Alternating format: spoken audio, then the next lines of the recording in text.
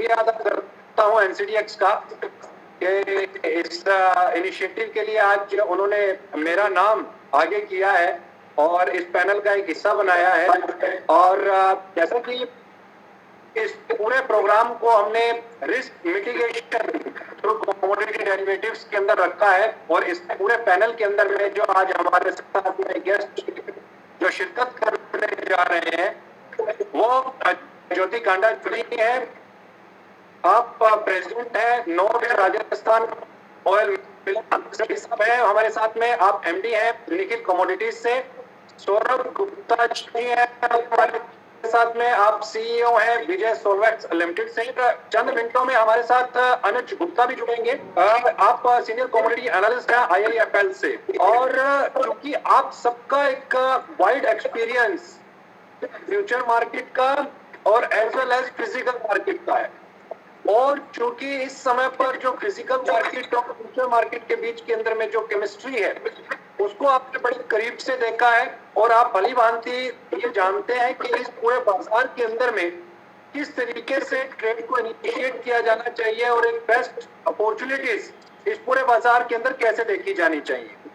हालांकि अगर देखिए एक पूरे अगर हम प्रोस्पेक्ट को देखें तो एक पॉजिटिव थॉट के साथ के अंदर में इस पूरे ट्रेड को कैसे इनिशिएट किया जा सकता है और छोटे और मझोले और बड़े कारोबारी सभी इसके बीच में पार्टिसिपेट करें और सबको कैसे विन विन एक सिचुएशन मिल सकती है और पार्टिसिपेशन के द्वारा जो स्क्रीन है वो कैसे बेस्ट नजर आ सकती है और फिजिकल मार्केट के अंदर जो पार्टिसिपेशन है वो कैसे फ्यूचर मार्केट की तरफ अट्रैक्ट हो सकता है और उसको कैसे वो बेनिफिट मिल सकता है। आज पूरा जो हमारा फोकस है वो इसी को लेकर के है कि यहाँ पर बाजार के अंदर में किस तरीके से हेजिंग की जा सकती है और हेजिंग टूल को एक प्रॉफिटेबल टूल के बीच में कैसे कन्वर्ट किया जा सकता है। क्योंकि एनसीडीएक्स ने इस प्रोग्राम की शुरुआत की है और एनसीडीएक्स काफी लंबे अरसे से एग्री कमोडिटीज के अंदर में दिग्गज रहा है और काफी बारीकियों से फिजिकल मार्केट के अंदर किस तरीके के चैलेंज आते हैं और एक फिजिकल जो ट्रेडर है वो इसमें कैसे एक अपॉर्चुनिटी तलाश सकता है और हेजिंग टूल को कैसे एक बेस्ट वे के अंदर में यूज कर सकता है।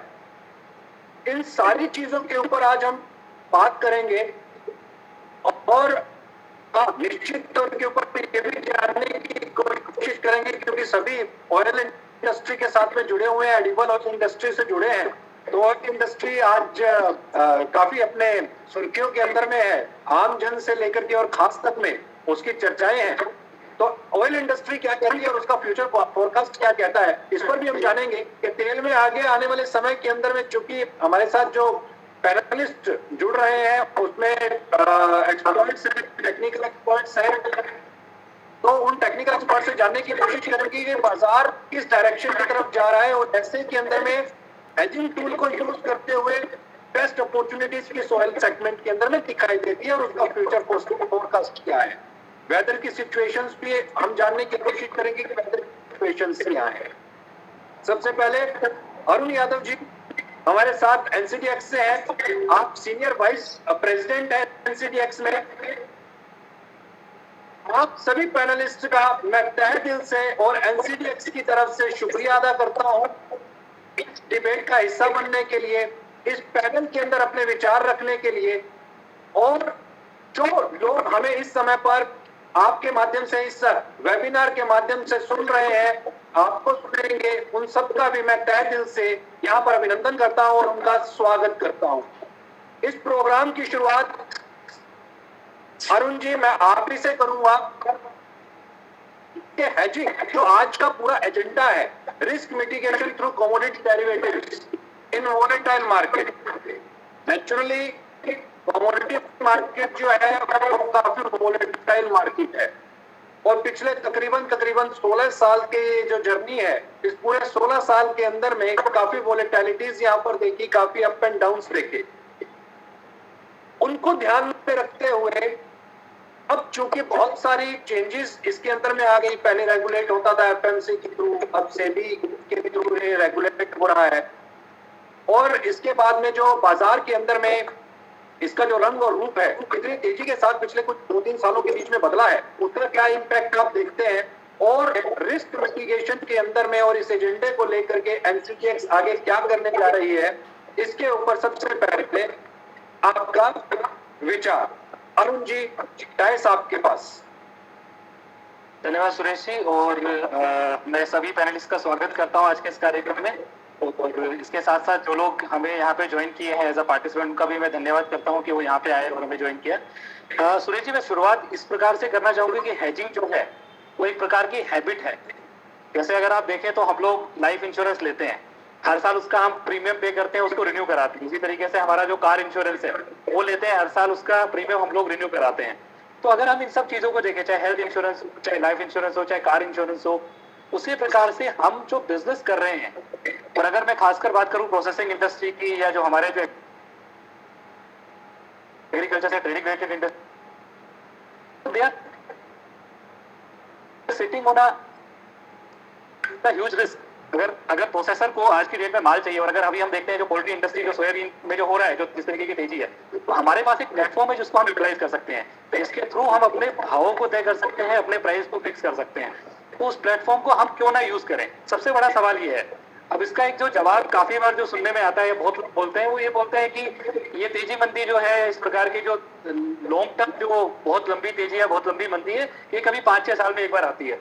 तो मेरे ख्याल से उसका जवाब ये हो सकता है कि जो हम लाइफ इंश्योरेंस ले रहे हैं, या हम जो हेल्थ इंश्योरेंस ले रहे हैं, या कार इंश्योरेंस ले रहे हैं, वो दुर्घटना भी शायद हमारी पूरी कार की लाइफ में कभी एक बार ही होगी, शायद ना भी हो, फिर भी हम उसका प्रीमियम हर महीने, हर साल पे कर रहे हैं।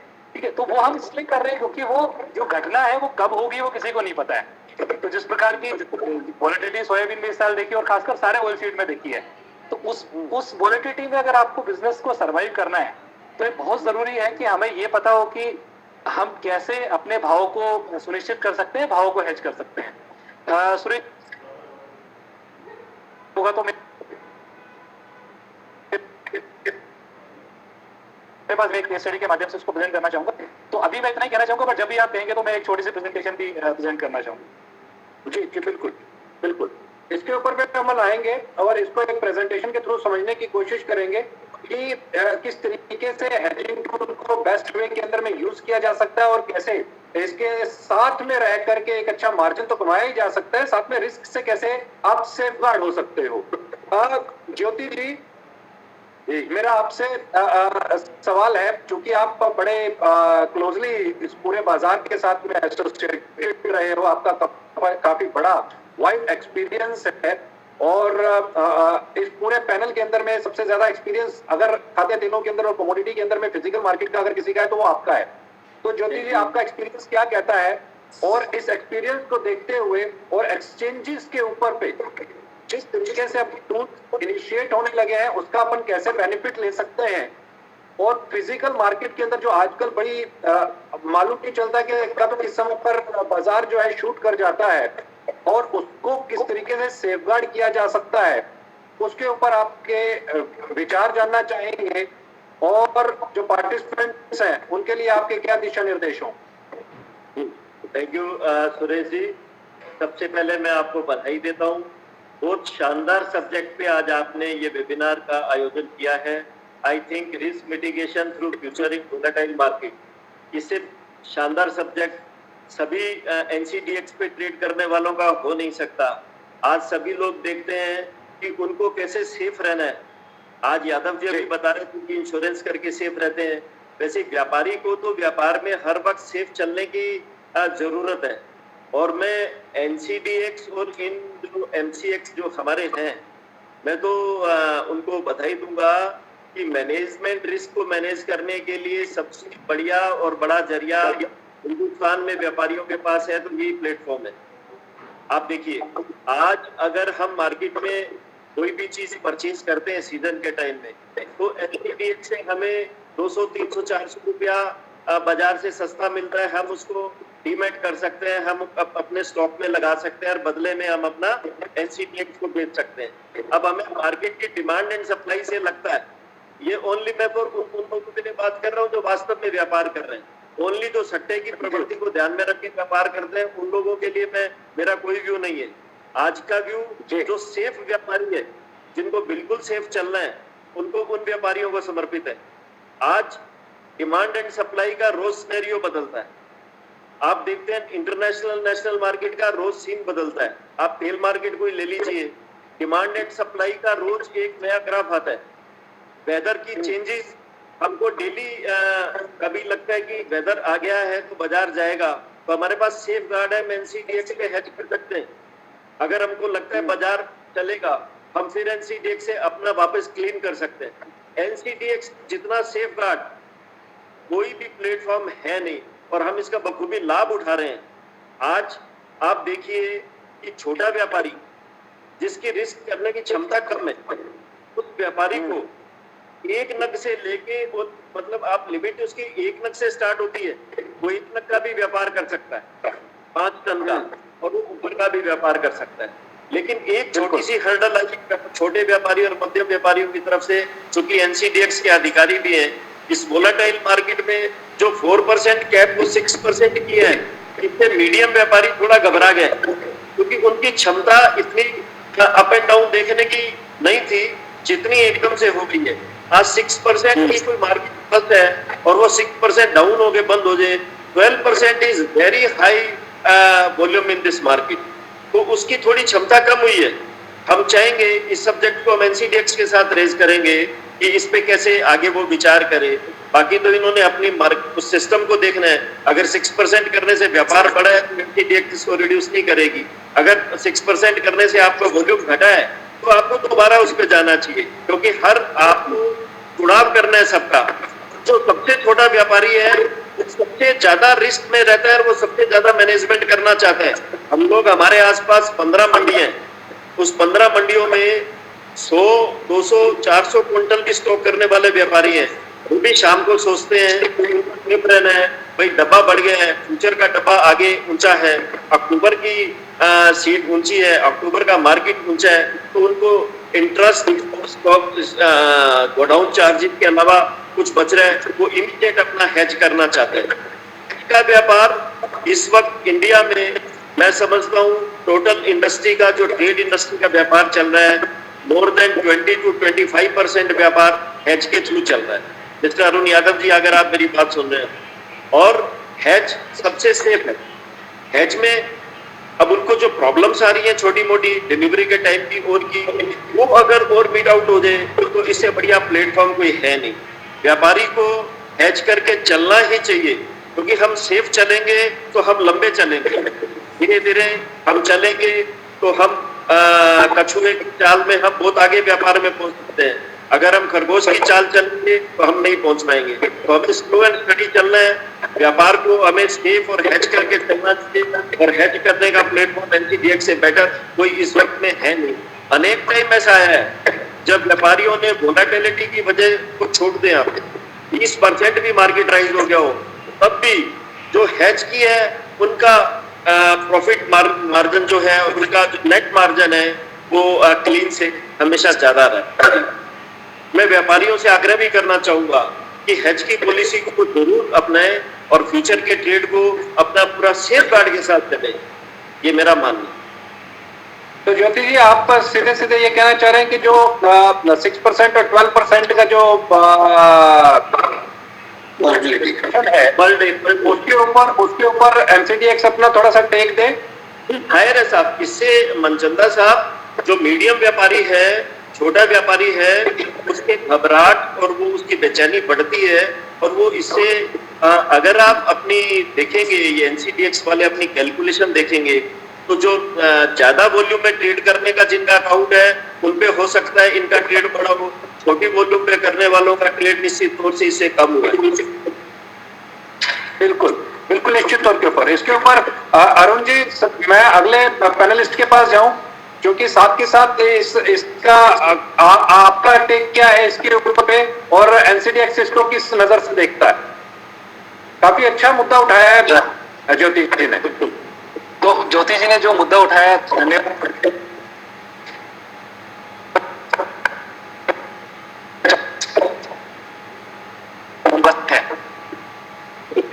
वो इस बात से डिसाइड, मतलब उसको काफी एनालाइज करके चेंज किया गया है। हमने पिछले 3, 4 साल, 5 साल का ये एनालाइज किया कि सर्किट 4% या 6% होने से ये नहीं होता है, व्यापार रुक जाता है। अगर 4% का सर्किट लग गया तो क्या हो गया, बाजार वहां पे रुक गया है। जबकि हाजिर बाजार यदि चल रहा है और उससे ऊपर जा रहा है तो क्या होगा, अगले दिन फिर बाजार खुलेगा, हो सकता है दोबारा 4% लग जाए। और अभी इस साल हो क्या रहा है, जो ज्योति जी कह रहे हैं वो बात क्यों, अभी सब लोगों को ऐसा लग रहा है कि भाई ये चीज फ्लो में चल रही है क्योंकि ये साल बहुत ज्यादा वोलेटाइल साल है। तो इस साल एक्चुअल में ऐसा हो रहा है कि 6% के सर्किट लग रहे हैं। अदरवाइज अगर हम पिछले रिपोर्ट भी देखें तो 4% के सर्किट भी नहीं लग रहे थे पिछले 3-4 साल से कभी भी। तो ऊपर का भी लगा, नीचे का भी लगा, 12% की चाल एक दिन में मीडिया ट्रेडर और बिल्कुल इसमें मैं एक और बात कहना चाहूंगा सर। इसमें एक और चीज ये है कि जो कमोडिटी मार्केट का जो ऑब्जेक्टिव है वो ये है कि बाजार में फ्रीली ट्रेड हो। फ्रीली ट्रेड का अर्थ ये है कि सर्किट लिमिट किस लिए होती है, सर्किट लिमिट का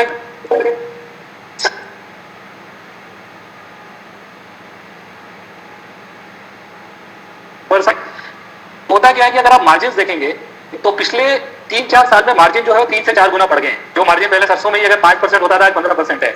सोयाबीन में जो 5% मार्जिन होता था आज लगभग 28% हो गया। तो जब मार्जिन का क्वांटम बढ़ गया है तो जो रिस्क, अगर हम देखें जो रिस्क था पहले, वो एक तरीके से उसको कवर करने के लिए ज्यादा मार्जिन एक्सचेंजेस के पास है। और हमने पुराना एनालिसिस 4 साल का 5 साल का करके ये देखा कि 4% के सर्किट से ये नहीं होता कि सर्किट लग जा रहा है, सर्किट उतनी ही बार लगेगा जब बाजार में चलेगी। मैं बीच में एक लाइन ऐड करना चाहूंगा। मैं मीडियम और स्मॉल ट्रेडर्स की तरफ से मैंने ये बात रखी है। बड़े ट्रेडर्स को कोई प्रॉब्लम नहीं है, मीडियम और स्मॉल का मार्जिन बढ़ने से उनको प्रॉब्लम आई है। वो ट्रेड से वो एनसीडीएक्स में सेफ होना चाहता है बल्कि, बट मार्जिन और 6% की वजह से वो थोड़ा सा पीछे हटता है इस साल, क्योंकि volatility is very high scale. नहीं, मैं इस बात से एग्री करता हूं सर, वोलेटिलिटी इस साल हाई है और शायद इसीलिए हमने कुछ बार देखा कि सर्किट भी 6% का लगा। पर जैसे ही मार्केट की वोलेटिलिटी कम होगी आप देखेंगे सर्किट भी नहीं लगेगा। तो अगर बाजार आज 6% की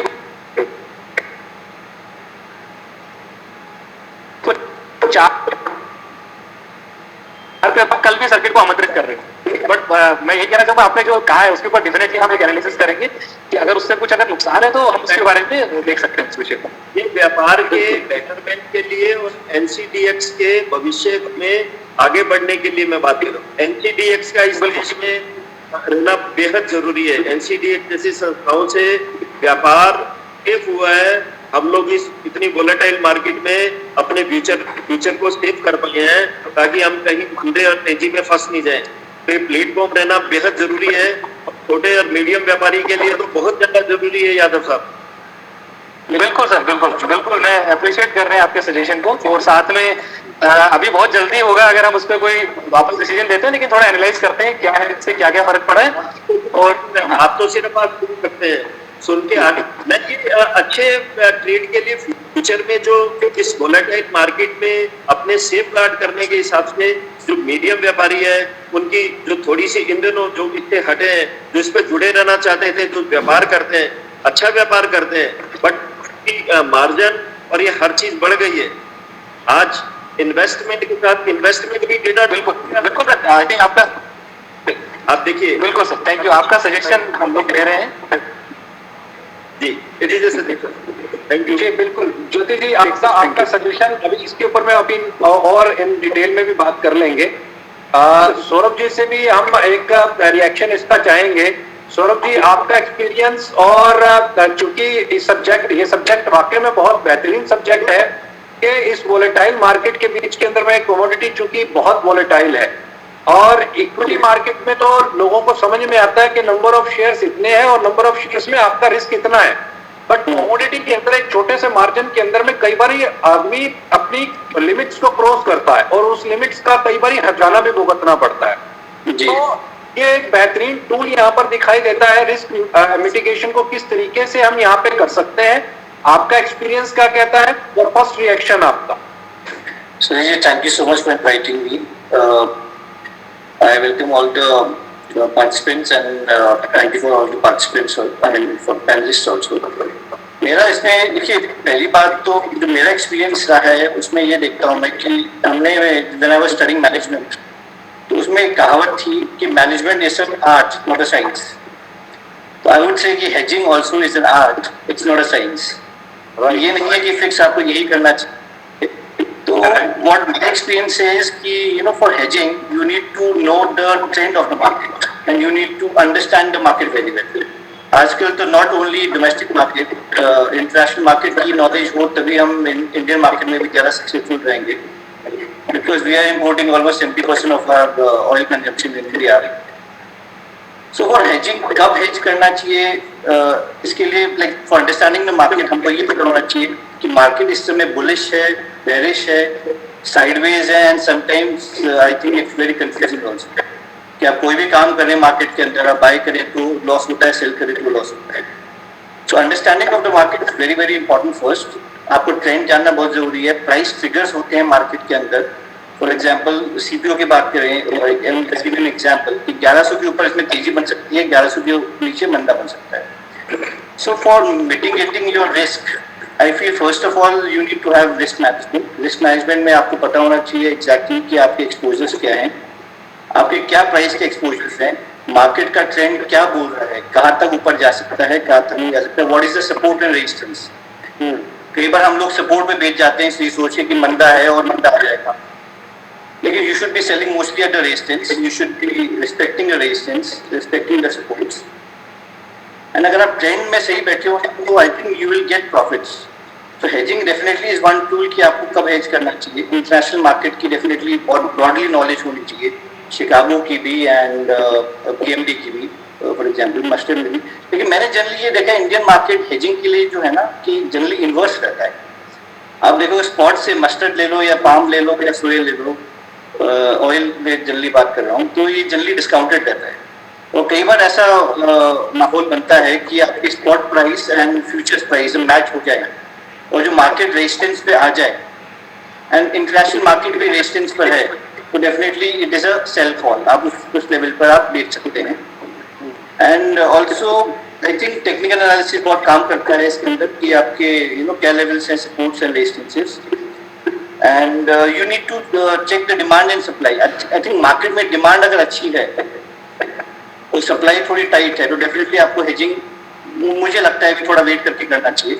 you should wait for the market to go up. आप हेजिंग करके अपने प्रॉफिट्स को तो लिमिट करते हैं कई बार, लेकिन हम लोग जनरली क्या करते हैं hedging we want to understand the market first and हम ये देखते हैं कि मार्केट मेजर रेजिस्टेंस पे कहाँ पर है, वहाँ पर जरूर डेफिनेटली प्रॉफिट बुकिंग या हेजिंग करने की हम कोशिश करते हैं. एंड मोस्टली तो ये है कि हेजिंग इज एन आर्ट. कहाँ हेज करना चाहिए ये बहुत बड़ा क्वेश्चन है. एंड आई थिंक नीरव भाई से मेरी रेगुलर बात होती रहती है, मार्केट पार्टिसिपेंट से बात होती रहती है. आपको टॉप 10 पोजीशन भी मार्केट में देखना चाहिए. कौन खरीद रहा है मार्केट में, कौन एंटर कर रहा है, कौन किस लेवल पे क्या अट्रैक्टिव लगता है. Definitely weather also you need to watch. Weather जैसे जून में जैसे हुआ मार्केट एकदम से धड़ाम से टूटा, it was mainly because of sowing and weather in the June. बिल्कुल निश्चित तौर के ऊपर डाटा जो है और मार्केट के अंदर में एक्चुअल फिजिकल ग्राउंड के ऊपर में क्या एक्टिविटीज हो रही है उसका इम्पैक्ट पड़ता है. वेदर है, सोइंग एरिया कितना हुआ है, इस समय पर डिमांड कितनी है, सप्लाई कितनी है. हाँ, समटाइम समहाउ ये डेटा कि कौन एंटर कर रहा है और कौन किसने यहाँ पर सेलिंग की है वो शायद डेटा का जुगाड़ करना थोड़ा सा टिपिकल हो जाता है. नहीं, आप एमसीएक्स के एमसीएक्स के टॉप 10 पोजीशंस देख सकते हैं which is available every day. एक टॉप 10 बायर्स और टॉप 10 सेलर्स ने पोजीशंस क्या की है, मतलब मार्केट लीडर्स जो हैं आप always you can track market में लोग एंटर कर रहे हैं, एग्जिट कर रहे हैं, क्या कर रहे हैं. And sometimes you get wonderful figures from that. अभी रिसेंटली एक लाइक बहुत बड़ा एक्टिविटी हुई, कोई बहुत बड़ा एंटर हुआ या कोई एग्जिट हो रहा है, तो अकॉर्डिंगली यू कैन नो कि टॉप 10 में first second fourth third fourth players क्या कर रहे हैं मार्केट में. एंड मैंने ये देखा है आपकी जो डिमांड होती है ना, डिमांड के आगे आपको उस समय हेज नहीं करना चाहिए. डिमांड अगर आ रही है तो आपको rather than you should be waiting कि let the market go up. Hedge करके आप प्रॉफिट अपना लॉक तो करते हो, it is an excellent tool, but in our experience we want to hedge mostly either we have very handsome profits in hand और the market trend has reversed. Market अब bullish से suppose bearish हो गया या neutral हो गया, तो उस लेवल्स पे वो प्राइस ट्रिगर्स अपना मार्केट में बता देते हैं कि you might need to exit the market or probably book profits at some time or even short the market. Right. Nirav जी, आपका फर्स्ट रिएक्शन, आपका फर्स्ट टेक, क्योंकि जो गाइडेंस और जैसे जो डिस्कशंस आपकी सौरभ जी के साथ होती है वो हम चाहेंगे कि पैनल के साथ और जो हमारे पार्टिसिपेंट्स हैं उनके साथ भी आप शेयर करें, और किस तरीके से मार्केट को वॉच किया जाना चाहिए और हेजिंग टूल क्या अप्लाई करना चाहिए और किस समय पर करना चाहिए, इसको थोड़ा सा आप एलोबरेट करें। बहुत बहुत धन्यवाद सुरेश जी और NCDEX for keeping this program. और आज सरसों के दो धुरंधर मेरे साथ हैं, मैं छोटा पड़ूंगा इनके सामने कुछ भी बोलने के लिए। एक गंगानगर और एक अलवर, दोनों छोड़ो, सब लोग अभी सोयाबीन की बात करते हैं। तो ये वाली बात है। बाकी ये बड़प्पन है सौरभ भाई का ये डिस्कस करने के लिए, पर सौरभ भाई खुद एक बहुत यंग एज में ही इज अ मास्टर, या बोलिए कि बहुत अच्छी मास्टरी इनने ये फील्ड में कैप्चर करी है, ना सिर्फ मस्टर्ड ऑयल और मस्टर्ड फील्ड में बट इंपोर्टेड ऑयल्स में भी और ओवरऑल एडिबल ऑयल मार्केट्स में। तो वो एक बहुत अच्छी बात है। अब हम बात करें अगर जो आज का टॉपिक है हेजिंग से रिलेटेड, तो मैं पहले बात करना चाहूंगा हेज होता क्या है। हेज बेसिकली ये है कि हमारा कोई फिजिकल में पोजीशन है। अगर हमारा समझिए कि फिजिकल में हमने कोई कमोडिटी खरीदी, जैसे मस्टर्ड खरीदा या सोयाबीन खरीदा, और हमें भय है कि इसकी तेजी या मंदी हमें इस प्रोडक्ट लाइन में नुकसान देगी, तब जाके उसकी काउंटर पोजीशन हम जाके एक्सचेंज में लेते हैं, उसको हेज कहते हैं। अब ये सिचुएशन में अपने यहाँ पे एनसीडीएक्स में बहुत सारी अपॉर्चुनिटीज आती है। मैं बोलूँगा कि इसमें थोड़ा दोनों ही स्पीकर्स का मैं बोलूँगा, सौरभ जी का और ज्योति भाई का, कि जैसे ज्योति भाई ने बहुत ही बेसिक बात बताया, आज जब से एनसीडीएक्स चालू हुआ है, जैसे ही फसल आती है तो हर मंडी का व्यापारी एनसीडीएक्स में डीमैट का माल लगाना चालू कर देता है, चाहे वो मस्टर्ड हो, चाहे ग्वार हो, चाहे चना हो, चाहे सोयाबीन हो। और जैसे ही उसमें सीजन के समय पे हम देखते हैं कि मिनिमम 60-70 रुपए से लेके 100 रुपए का भी बदला रहता है, और वो प्रोडक्ट को सामने सामने या तो वो खुद एनसीडीएक्स में हेज कर सकता है, या नहीं भी करना है तो आज 100 का बदला है तो 30-40 ऊपर में कोई ना कोई कॉर्पोरेट उससे वो माल खरीद जाता है। तो एक अच्छा नया व्यापार पूरा मार्केट में नया खुला है, और इसके कारण मैं ये बोलूँगा एक वाइड स्प्रेड सिचुएशन बनती है। जो पहले की तरह ओनली मिलर्स ही बायर रहते थे या ओनली स्टॉकिस्ट ही बायर रहते थे, ऐसा नहीं, एक बड़ा ही प्रॉपर स्ट्रक्चर्ड मार्केट ये चीज का हो गया है। सामने जैसे सौरभ भाई ने भी बोला कि आज अगर एज अ मिलर मैं कोई कमिटमेंट ले रहा हूँ, मैं चाहे आज एक्सपोर्ट का ऑर्डर ले रहा हूँ या आज मैं कोई इंपोर्ट का ऑर्डर ले रहा हूँ, तो उसकी काउंटर पोजीशन भी यहाँ पे हेज हो सकती है। तो ये सारी सिचुएशन क्या है, एक प्लेटफॉर्म अवेलेबल हो सकता है तो हो सकता है। आज कई बार इंडस्ट्री के लिए मैं बात करूं तो इंडस्ट्री के लिए तो इन पर्टिकुलर मिल हो या सॉल्वेंट प्लांट हो या रिफाइनरी हो, ये सब प्लेटफॉर्म्स बहुत अच्छे हैं, क्योंकि हम एक लॉन्ग टर्म कमिटमेंट कर पाते हैं, चाहे वो ऑयल का हो, चाहे वो सीड का हो, चाहे वो फिनिश प्रोडक्ट का हो। तो आज उसके कारण हम इंश्योर करते हैं कि हमारी इंडस्ट्री आने वाले महीने, 2 महीने, 3 महीने तक चलेगी। नहीं तो हमारे लिए सारा मार्केट एक स्पॉट मार्केट ही बन जाता कि आज मुझे मंडी से जितना सरसों मिल रहा है या सोयाबीन मिल रहा है उतना ही मैं फिनिश प्रोडक्ट बेच पाऊंगा। पर अगर समझिए आज मेरे पास डिमांड है और मैं फिजिकल माल कम खरीद पा रहा हूँ, तो जो बची हुई क्वांटिटी है जो मैं फिजिकल में खरीद लिया, उसके बाद की बची हुई क्वांटिटी मैं फ्यूचर्स में जाके भी खरीद सकता हूँ, और मैं मेरा जब फिनिश प्रोडक्ट बेचना है उसके बायर को मैं नहीं रोकता हूँ, मैं उसको फिनिश प्रोडक्ट दे सकता हूँ। और उसी चीज को जब आगे जाके मुझे रोज मंडी में खड़ा रहना है, तो भाव ऊंचा है या नीचा है, मैं वही पोजीशन जो मैंने फ्यूचर्स में ली उसको काट के रोज मंडी में खड़ा रह सकता हूँ। क्योंकि कई चीजें बड़ी प्रैक्टिकल है। आज मंडी में हमारा आड़तिया है, रोज हमारे भरोसे मंडी में जाता है, हमारा आज जो मंडी पॉइंट पे खड़े रहने वाला आदमी है, आज हमारा प्लांट है या मिल है, उसको चलाने का काम है, उसको बाजार की तेजी मंदी से मतलब नहीं, उसको 365 डेज या 300 डेज उसको काम चाहिए, मिल को उसका प्रोडक्शन चाहिए, प्रोडक्शन मैनेजर को रॉ मटेरियल चाहिए, फिनिश गुड्स के बायर को फिनिश गुड्स चाहिए। तो ये पूरी एक स्ट्रक्चर को स्मूदन अप करने में ये प्लेटफॉर्म्स बहुत काम आते हैं। और साथ ही में जैसे मैंने कहा कि बहुत सारे डिफरेंट अपॉर्चुनिटीज आते हैं, जैसे कि आज ये डीमैट ट्रेडिंग की बात करें, या आज इंपोर्टेड ऑयल की जब पूरी पैरिटी आ जाती है तो हम देखते हैं कि काफी लोग सोयाबीन ऑयल निगम इंपोर्ट करते हैं, सामने एनसीडीएक्स सोया ऑयल को हेज कर देते हैं। कई बार आज लोग डीओसी एक्सपोर्ट करते हैं, सामने सोयाबीन सीड को खरीद लेते हैं फ्यूचर्स पे। तो इस टाइप की बहुत सारी ट्रेडिंग अपॉर्चुनिटीज भी डेवलप हो रही है। तो ये तो बहुत बेसिक हुआ। इसके बाद जो वर्जन 2 जो सौरभ भाई ने बताया, ये भी बहुत सारी अपॉर्चुनिटीज आती है। हम देखते हैं सीजन के टाइम में तो जनरली फिजिकल कार्गो सस्ता रहता है, वायदा या फ्यूचर्स ऊपर रहता है, बट जैसे ही 2-3 महीने हो जाते हैं, थोड़ा एनसीडेक्स में डिलीवरी आ जाती है, एक फ्यूचर्स थोड़ा सा हैवी हो जाता है, या जैसे कि इस साल में हमने देखा कि कंटिन्यूअस करंट साल में तेजी रही, तो तेजी रहने के कारण फ्यूचर्स में मार्केट बड़ा दब के चला, रादर फिजिकल में ज्यादा बोल्डली चला। फिजिकल मार्केट हमेशा एक प्रीमियम पे रहा, फ्यूचर्स हमेशा थोड़ा सा नीचे रहा।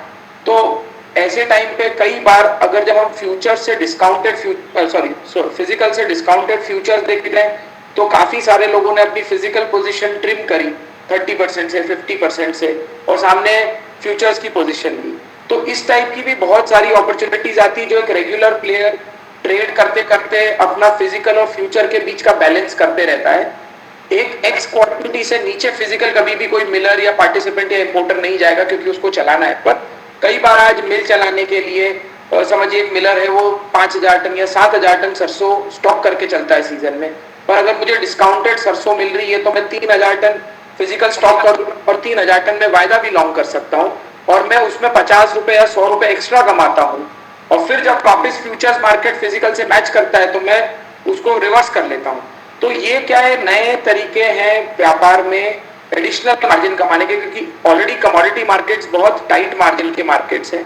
अगर हम इस तरीके से इन सब प्लेटफॉर्म्स को यूज कर पाते हैं तो हम ये एडिशनल पैसा बना पाते हैं, जो हमारी बॉटम लाइन को, हमारे प्रॉफिट एंड लॉस को बढ़ाता है, क्योंकि ये वैसे ही बहुत ज्यादा मैं बोलूंगा कि लो मार्जिन बिजनेस है। तो सब चीजों में है। और अगेन नाउ मैं अब जाऊंगा वर्जन 3।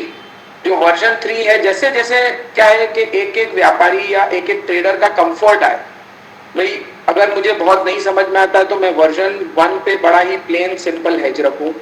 वर्जन 2 में जो मैंने बोला कि अगर मुझे थोड़ा सा, जिसको बोलते हैं कि सौरभ भाई ने जो बोला, एक आर्ट आ गया कि मुझे मेरी पोजीशन कैसे फ्यूचर्स और फिजिकल के बीच में फ्लिप करनी है, तो मैं उसको फ्लिप करने की कोशिश करूं।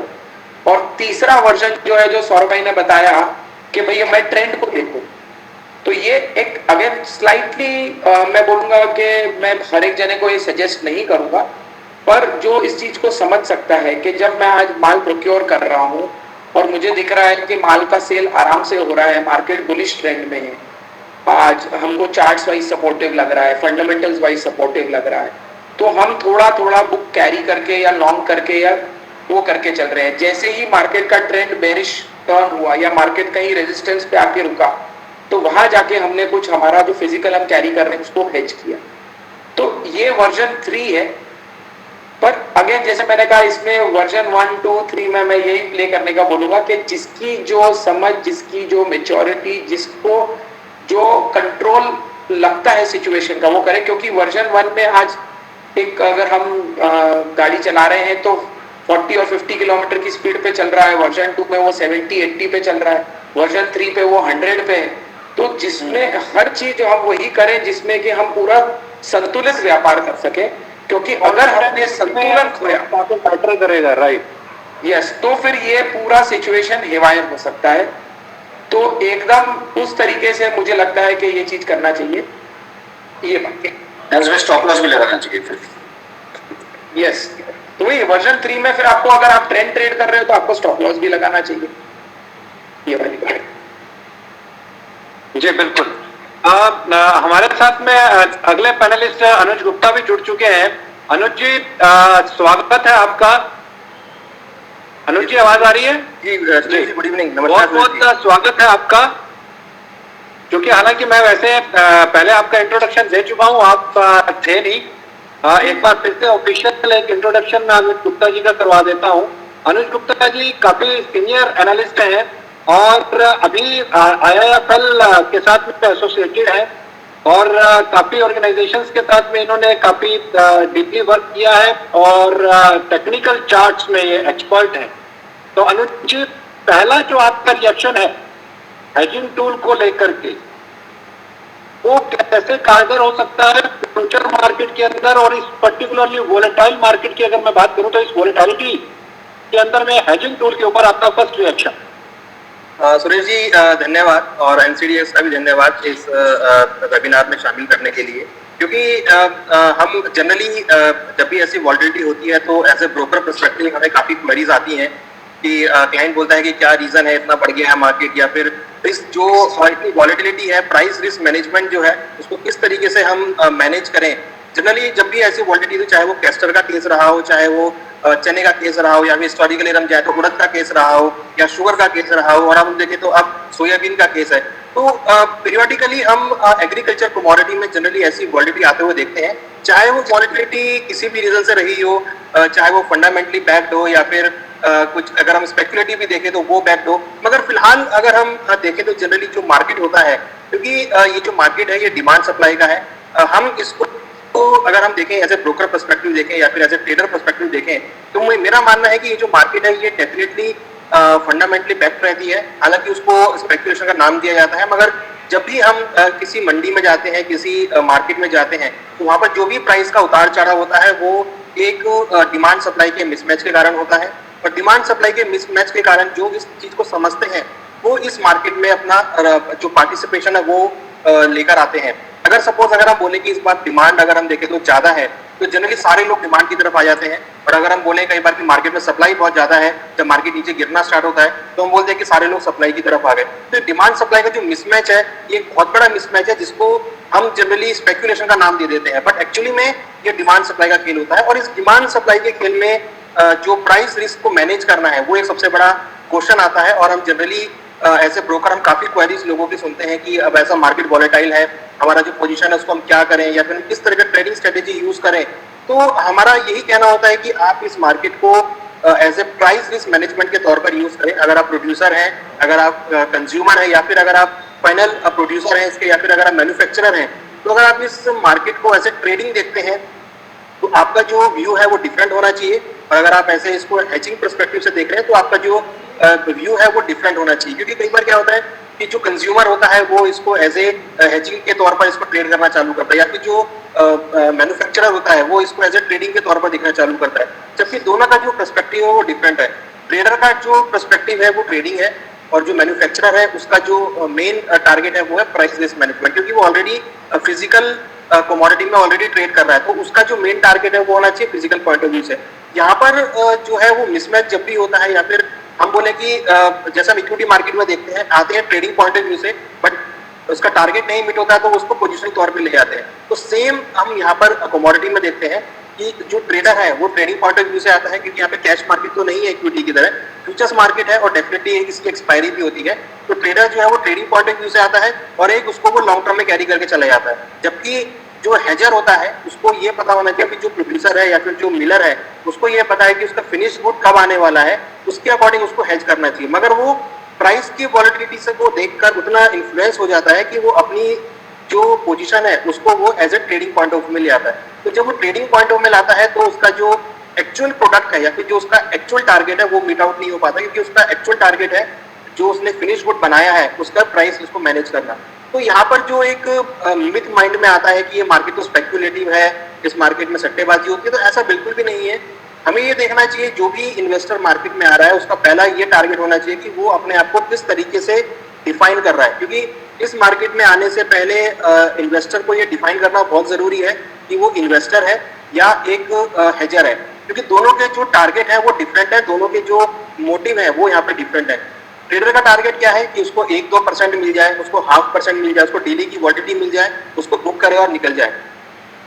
हेजर का जो टारगेट है वो ये है कि जो उसका एक्चुअल प्रोडक्ट बन रहा है फिजिकल मार्केट में, जो उसमें एक्चुअली उसने इन्वेस्ट किया हुआ है या उसकी जो फैक्ट्री में माल बन रहा है उसके प्राइस को मैनेज करना, तो ये बहुत जरूरी है। और उसके बाद उसको ये देखना है कि जितना वो उसके पास प्रोडक्ट है, अगर मैं लेट्स से हेजर की बात करूं तो उसको ये देखना जरूरी है कि मार्केट में जो मोमेंटम है और जो माल उसके पास जो एक्चुअल में जो क्रॉप रखी है या फिर एक्चुअल में उसका जो मार्केट में माल बन रहा है फैक्ट्री में, उसके अकॉर्डिंग वो उसको हेज करे। कई बार क्या होता है कि प्राइस की वॉलिटिलिटी को देखकर हेजर जो है वो उससे ज्यादा क्वांटिटी को हेज कर लेता है, तो जहां उसको एंड में जाकर लॉस होता है।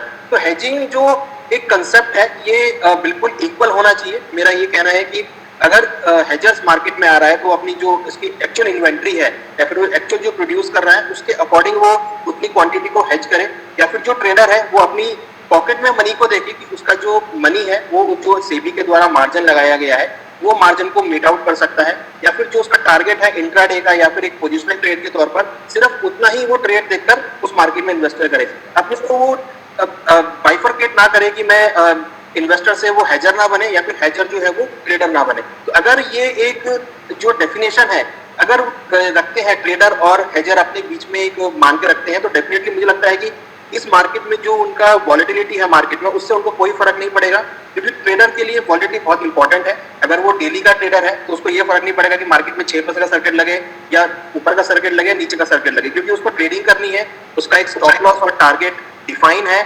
उसको ये पता है कि अगर मेरा स्टॉप लॉस ट्रिगर होगा तो मेरे को निकलना है, मेरा टारगेट अगर हिट होगा तो मेरे को निकलना है। तो उससे मार्केट चाहे जहां भी जाए, क्योंकि अगर हम इक्विटी का एग्जांपल लेते हैं, हमने देखा सेंसेक्स कहां से कहां पहुंच गया। तो जो ट्रेडर लोग थे उन्होंने यहाँ पर बाई में भी पैसा कमाया है और सेलिंग में भी पैसा कमाया है। तो ट्रेडर को ये देखना है कि मार्केट उसको किस साइड में लेके जा रहा है तो उस साइड में वो ट्रेड करे। वहीं अगर हम हेजर की बात करें तो हेजर का ये टारगेट होना चाहिए कि उसका जो फिनिश गुड है उसके अकॉर्डिंग उसने कितना माल अपना हेज किया हुआ है और वो किस तरीके से इस मार्केट के मैकेनिज्म को समझकर अपनी पोजीशन को हेज करे, जिससे कि मार्केट चाहे कहीं भी जाए, क्योंकि अगर मार्केट बढ़ेगा तो उसका फिजिकल का भाव भी बढ़ेगा और अगर मार्केट गिरेगा तो उसका फिजिकल का रेट भी नीचे गिरेगा, तो उसको एक जगह प्रॉफिट होगा एक जगह उसको लॉस होगा। तो अल्टीमेटली उसकी बैलेंस शीट में कोई इतना बड़ा फर्क नहीं पड़ेगा जितना कि बिना हेज किए उसको फर्क पड़ेगा। जैसे अगर हम सोयाबीन की बात करें तो इस टाइम जो बिना हेज के ट्रेडर है या फिर जो बिना हेज किया हुआ मिलर है, अगर उन्हें हेज नहीं किया हुआ या फिर उन्होंने एक्सचेंज की प्राइस को वॉलेटिलिटी को नहीं देखा है तो डेफिनेटली उनको इस टाइम थोड़ा सा वो मार्केट से डरे हुए होंगे कि इतना मार्केट 10,000 के आसपास जो है सोयाबीन चला गया है, तो इतना कहीं ना कहीं जो मार्केट की वॉलेटिलिटी है उससे वो बच के रहेंगे। तो मेरा यही कहना है कि हेजिंग और ट्रेडिंग इसको बिल्कुल डिफरेंट रखें। अगर आप हेजर हैं तो आप मार्केट को हेज की तरह में यूज करें, अगर आप ट्रेडर हैं तो मार्केट को ट्रेडर की तरह यूज करें, इसको बिल्कुल मिक्स ना करें, क्योंकि हेजिंग का जो कंसेप्ट है वो सिर्फ प्राइस रिस्क मैनेजमेंट को है। हेजिंग में आप प्रॉफिट नहीं कमाएंगे, सिर्फ जो आपका फिनिश गुड है उसको आप यहाँ पर उसका जो प्राइस है उसको आप मेंटेन रखेंगे, जबकि ट्रेडिंग का जो मेन मोटिव है वो है मार्केट की वॉलेटिलिटी से पैसा कमाना। अगर आप उस डायरेक्शन में जा रहे हैं तो आप डेफिनेटली 1 या 2%, क्योंकि अगर आप मार्केट 6% का अपर सर्किट है, लोअर सर्किट है, तो अगर आप 6% के ऊपर है और नीचे सर्किट में अगर आप 1 या 2% डेली बेसिस पे कमाते हैं तो मैं कहता हूँ कि बहुत अच्छी बात है कि अगर आप मार्केट से पैसा 1-2% निकाल रहे हैं। तो आप ट्रेडिंग अगर है तो मेरा जो मेन मोटिव है वो सिर्फ वॉलेटिलिटी है। अगर वॉलेटिलिटी मार्केट में है तो मैं पैसा कमाऊंगा, और हेजिंग का जो मेन कंसेप्ट है कि मेरा जो प्राइस इससे फिनिश गुड का मेरी बैलेंस शीट पर मार्केट के प्राइस मोमेंटम से कोई फर्क ना पड़े, इसलिए मैं हेज को लेकर चलूं। तो हेजिंग का जो कंसेप्ट है वो एक्चुअली प्राइस रिस्क मैनेजमेंट है, जो कि एनसीडीएक्स के थ्रू या फिर जो अदर एक्सचेंजेस है उनके थ्रू काफी अच्छा दिया गया है। और हमने देखा है कि जब जब किसी भी एग्रीकल्चर कमोडिटी का प्राइस ऊपर नीचे मूव होता है तो एक्सचेंज में काफी हम हेजिंग एक्टिविटी हम काफी आते हुए देखते हैं, चाहे वो कॉटन हो, चाहे कपास हो, चाहे सोयाबीन हो, चाहे हम कैस्टर देखें, या फिर हमने पीछे दिनों में स्पाइसेस में मोमेंटम देखा था, टर्मरिक के अंदर मोमेंटम देखा था। तो जो ट्रेडर हैं, जो इसके मैन्युफैक्चरर हैं प्रोडक्ट के, या फिर जो मिलर हैं, या फिर जो किसान लोग हैं, उनको सबको पता है कि एक्सचेंज अब इतना परिपक्व हो चुका है कि उनको यह पता है कि अगर एक्सचेंज की जो भाव चल रहा है उसको वो अपनी हेजिंग के अंदर यूज कर सकते हैं। जी सुरेश जी। अरुण जी, अभी अनुज जी ने काफी डिटेल के अंदर समझाया कि किस तरीके से हेजिंग किया जा सकता है और कैसे हेजिंग और ट्रेडिंग दोनों प्लेटफॉर्म्स को कैसे अलग किया जा सकता है। अब चूंकि नेक्स्ट जो राउंड मैं करने जा रहा हूं वो है आपका प्राइस और फ्यूचर फोरकास्ट, कि उसको कैसे ध्यान में रखें और उसके लिए हमारे पास में क्या मैकेनिज्म्स होने चाहिए। और अभी इन एक्सपर्ट्स की नजर के अंदर में और आज के सिनेरियो के साथ में, क्योंकि सभी के सभी एडिबल ऑयल एक्सपर्ट्स हैं और एडिबल ऑयल का बाजार क्या है, लेकिन उससे पहले मैं चाहूंगा कि अरुण जी आप जो प्रेजेंटेशन देना चाह रहे थे उस प्रेजेंटेशन को आप दें, और जो हेजिंग टूल्स और इनके ऊपर पे आप एक डिस्कवरी दिखाना चाह रहे थे उसको आप प्रेजेंट करें। अरुण जी। धन्यवाद सुरेश जी। मेरे ख्याल से मेरा जो काम था वो काफी आसान कर दिया नीरज जी ने जो बताया और उसके बाद में अनुज जी ने जो कहा, मेरे ख्याल से वो काफी कुछ उसके अंदर कवर हो गया जो मैं प्रेजेंटेशन में दिखाना चाह रहा था। और जो सबसे जरूरी चीज है, मैंने सभी बेनिफिट्स को सुना तो मैं उसमें एक चीज कहना चाहूंगा, सूरज जी ने भी इससे पहले बताया हेजिंग के बारे में, कि जिसको बहुत अधिक जानकारी हेजिंग की नहीं है, उसके बीच में बहुत थिन लेयर होती है या थिन लाइन होती है, और उसको हम कब क्रॉस कर जाते हैं वो पता नहीं चलता है। और जनरली जो हम फ्यूचर्स को या वायदे को जो लोग कहते हैं कि भाई मेरा उसमें नुकसान हो गया हेजिंग में, वो उसमें नुकसान नहीं हुआ होता है, वो जो हेजिंग करते करते वो ट्रेडिंग में चले गए और फिर स्पेकुलेशन में चले गए, वहां जाके उनको नुकसान होता है, क्योंकि हेजिंग तो आपको लॉस दे ही नहीं सकती। Hedging is a no profit no loss strategy. ठीक है, तो वो जो थिन लाइन है वो हमें हमेशा समझ के चलनी है, और इसीलिए हम कहेंगे कि जब भी मैं हेजिंग के विषय में बात कर रहा हूँ या मैं हेजिंग करना चाहता हूँ, और अगर मैं एक ऑर्गेनाइजेशन हूँ, अगर मैं एक कॉर्पोरेट हूँ, तो हमेशा सबसे ज्यादा जरूरी या सबसे ज्यादा अच्छा ये रहेगा कि मैं पॉलिसी ड्रिवन हेजिंग करूं, यानी कि मेरे पास एक पॉलिसी डॉक्यूमेंट है जो हमने साल के शुरू में बनाया, और मैंने कहा भाई इस पॉलिसी डॉक्यूमेंट के हिसाब से मैं हेजिंग करूंगा, जिसमें ये हो सकता है कि मैं बोलूं मैं 50% अपना स्टॉक हेज करूंगा, 70% करूंगा, 90% करूंगा, वो उस पॉलिसी में डिटरमाइन रहेगा, ताकि मेरा जो इंस्टिंक्ट है वो कभी भी मेरे हेजिंग डिसीजन के ऊपर हावी ना हो। क्योंकि अक्सर लोगों को जो मैं कहूंगा नुकसान होता है, या अक्सर लोग जो फंस जाते हैं, वो इस चीज में होता है कि उनका जो इंस्टिंक्ट होता है वो उसके हिसाब से डिसीजन लेते हैं रादर देन की पॉलिसी। क्योंकि हेजिंग, जैसा मैंने पहले भी कहा, अनुज जी ने भी बताया कि it's a no profit no loss kind of a situation, वहां केवल मैं अपना प्राइस रिस्क प्रोटेक्ट कर रहा हूं। तो इसी बात के साथ मैं अपना प्रेजेंटेशन एक बार शेयर करना चाहूंगा, और मैं समय के हिसाब से थोड़ा जल्दी उसको रश करना चाहूंगा। So basically sir, I think ये सबको पता है, ऑयल सीड की अगर हम इंडिया में बात करें तो इंडिया सबसे बड़ा प्रोड्यूसर है, one of the bigger producer है, और काफी बड़ा इंपोर्टर है एडिबल ऑयल्स का। सोया ऑयल, मस्टर्ड ऑयल दोनों बहुत ज्यादा जरूरी, मैं कहूँगा वाइडली कंज्यूम्ड दोनों ऑयल सीड्स हैं, ऑयल्स हैं रादर। और काफी बड़ी जो अगर हम बात करें, और आई थिंक यहाँ पे जितने लोग हैं सब ऑयल सीड इंडस्ट्रीज हैं, तो वो जानते हैं कि काफी बड़ा जो हिस्सा हमारे टोटल एडिबल ऑयल का कंजम्पशन का है वो हम इंडोनेशिया और मलेशिया से इंपोर्ट करते हैं पाम ऑयल के रूप में। अगर हम ग्लोबल सिनेरियो की बात करें इस साल की, और जिसके विषय में हम ये वेबिनार पे चर्चा कर रहे हैं, उसकी एक अहम वजह यह है कि अगर हम चार्ट को देखें तो ये हमने जिस ग्राफ से समझाने की कोशिश की किस प्रकार का सिनेरियो रहा है, तो लगभग फरवरी मार्च तक अगर हम देखें तो इंटरनेशनल मार्केट जो है वो लीड कर रहे थे काफी हद तक प्राइजेस को, क्योंकि उस समय हमारे यहाँ की क्रॉप आई थी और वो इनिशियल कुछ मंथ थे सोयाबीन की अगर हम बात करें तो। और उसके बाद में अगर हम बात करें पिछले 2-3 महीनों में, तो इंडियन मार्केट जो, क्योंकि वो लीन सीजन में एंटर किए,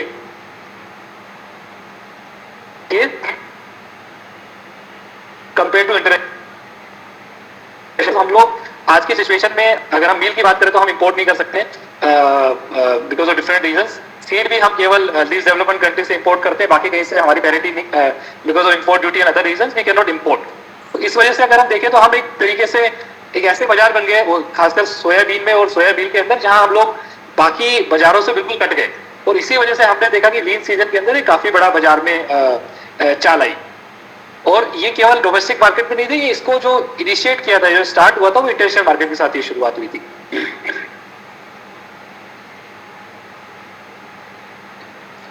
ये हमने जस्ट एक केस स्टडी बनाई है मस्टर्ड सीड प्रोसेसर को ध्यान में रखते हुए। अगर कोई मस्टर्ड सीड प्रोसेसर, जो नीरज जी ने बताया कि अभी लोग कैसे हेजिंग का इस्तेमाल कर सकते हैं, कुछ पार्ट ऑफ देयर इन्वेंट्री वो हो सकता है वो फिजिकली कैरी करे, और अगर बदले उल्टे हैं, जिस तरीके का सिनेरियो पिछले 1-1.5-2 साल में हमने सोयाबीन में देखा, या हम सरसों में भी देख रहे हैं, पिछले साल भी हमने देखा कि अगर बदले उल्टे चल रहे हैं, तो डेफिनेटली एज अ प्रोसेसर मुझे एक बड़ा पार्ट ऑफ मेरा जो टोटल क्योंकि करने से मुझे उसके ऊपर ब्याज हर महीने देना, फ्यूचर में कैरी करता हूं तो मुझे उल्टा ब्याज मिल रहा है अगर बदले उल्टे चल रहे हैं। तो उसी सिनेरियो को हमने यहाँ पे दिखाने की कोशिश की है।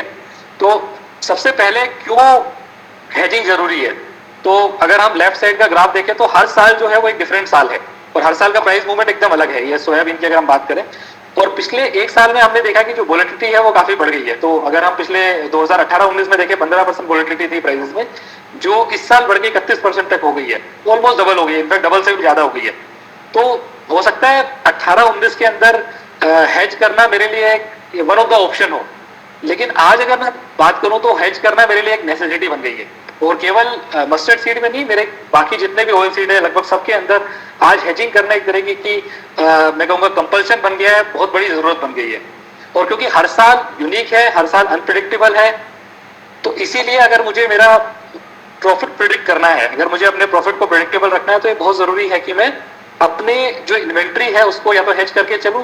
अगर हम वॉलेटिलिटी की बात करें तो डिफरेंट रीजंस के लिए हो सकते हैं, मैंने जस्ट यहाँ मेंशन कर दिया है, चाहे वो आपका ग्लोबल स्टॉक्स की वजह से हो, जैसा अभी हमने सोयाबीन में देखा या बाकी कमोडिटीज में देखा, गवर्नमेंट की पॉलिसीज हो उसकी वजह से वॉलेटिलिटी आती है मार्केट में, कोई अगर अचानक बड़ा चेंज आता है सप्लाई डिमांड में उससे होता है, कोई प्रोडक्शन में शॉक हो, जैसा अभी हम बारिश की वजह से देख रहे हैं डिफरेंट खरीफ कमोडिटीज के अंदर, यूएसडी एंड आईएनआर अगर हम बहुत बड़े इंपोर्टर एक्सपोर्टर है तो इससे भी फर्क आता है, और बहुत सारी चीजें हैं जिसकी वजह से मार्केट में वॉलेटिलिटी आती है।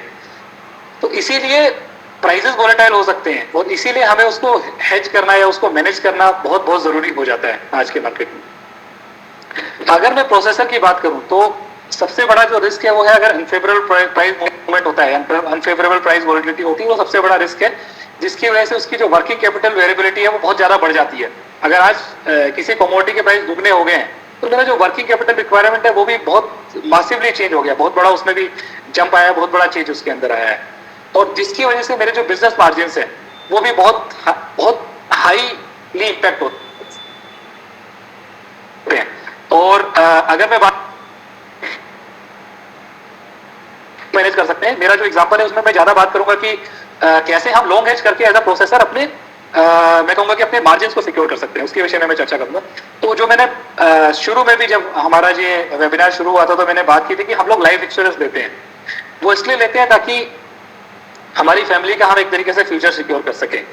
तो हेजिंग भी कुछ उसी प्रकार से है जिससे हम अपना बिजनेस के जो फ्लक्चुएशन है उसको सिक्योर कर सकते हैं, और कोई भी जो रिस्क होता है बिजनेस में हम उसको एलिमिनेट नहीं करते हैं, उसको हम एलिमिनेट नहीं कर सकते, उसको हम खत्म नहीं कर सकते, बट डेफिनेटली हम उसको मिनिमाइज कर सकते हैं। तो हेजिंग एक मैकेनिज्म है जिससे हमारा जो बिजनेस रिस्क है हम उसको जहां तक हो सकता है मिनिमाइज कर सकते हैं। मैं अगेन कहूंगा कि किसी भी रिस्क को एलिमिनेट करना ऑलमोस्ट इम्पॉसिबल है, बट उसको मिनिमाइज करना हमारे हाथ में है, और मिनिमाइज करने के लिए हम हेजिंग का इस्तेमाल कर सकते हैं। ये हमने एक केस स्टडी ली है, हमने ये माना है कि एक अगर कोई ऑयल प्रोसेसर है उसको अगर मान लीजिए कि 1000 टन सरसों की जरूरत है सितंबर के महीने में, तो उसके पास क्या क्या ऑप्शन है। तो अगर हम देखें तो कुल मिला के 3 ऑप्शन हो सकते हैं।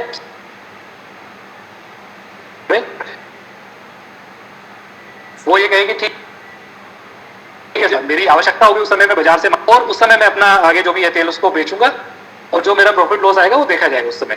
तो ऐसा हो सकता है कोई कर पाए अगर उसका जो आउटपुट का जो प्राइस है वो हमेशा आपके इनपुट के प्राइस के साथ में बहुत हाईली कोरिलेटेड हो या हमेशा वो मार्जिन देता हो। अगर ऐसा नहीं है तो दूसरा जो ऑप्शन है वो ये है कि मैं फिजिकल बाय करके रख लूं, जो सब प्रोसेसर करते हैं। तो मैंने 1000 टन फिजिकल में बाय कर लिया, मैंने उसको स्टोर किया और मैंने उसको सितंबर तक लेके गया, और उस समय मैंने देखा कि जो भी भाव है मैंने उस पर अपना तेल बेचा, और उस हिसाब से मैं देखता हूँ कि क्या सिनेरियो बनता है।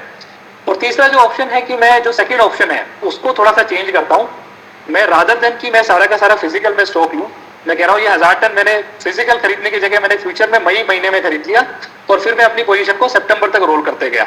और फिर जब सितंबर में मुझे एक्चुअल में मटेरियल की आवश्यकता थी, माल की आवश्यकता थी, तो मैंने अपने फ्यूचर कॉन्ट्रैक्ट को जो नीरज जी ने बताया था स्क्वायर ऑफ किया, और मैंने धीरे धीरे फिजिकल से माल खरीद लिया। जैसे जैसे मैं फिजिकल से खरीदते गया मैं फ्यूचर को स्क्वायर ऑफ करता गया। इस केस स्टडी के लिए हमने ये माना है कि मैंने जो भी परचेज किया